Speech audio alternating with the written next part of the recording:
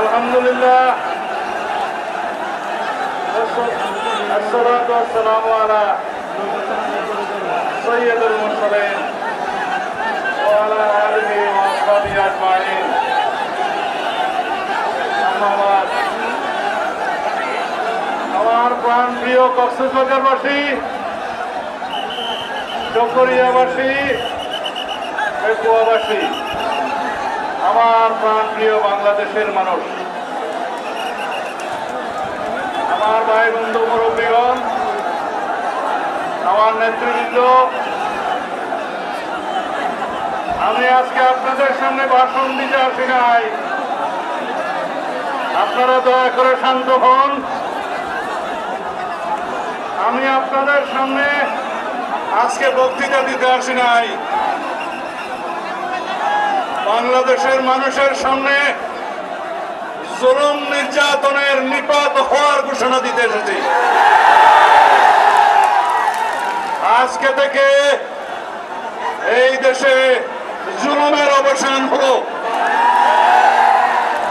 কেউ নির্যাতন করতে পারবে না, যেই দলেরই হোক, আমার দলের হোক, অন্য দলের হোক, যেই দলেরই হোক, কোন মানুষের উপরে অত্যাচার করতে পারবে না, নির্যাতন করতে পারবে না, জুলুম সহ্য করা হবে না।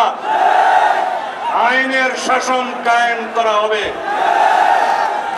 এই দেশে আইনের শাসন বাস্তবায়নের মধ্য দিয়ে শত সহস্র শহীদের স্বপ্নকে বাস্তবায়ন করা হবে। শত সহস্র শহীদের রক্তের অঙ্গীকার কি ছিল? বৈষম্যহীন বাংলাদেশ। যেই দেশে কোনো বৈষম্য থাকবে না, যেই দেশে সবাই সাম্যের ভিত্তিতে এই দেশে নাগরিক অধিকার ভোগ করবে,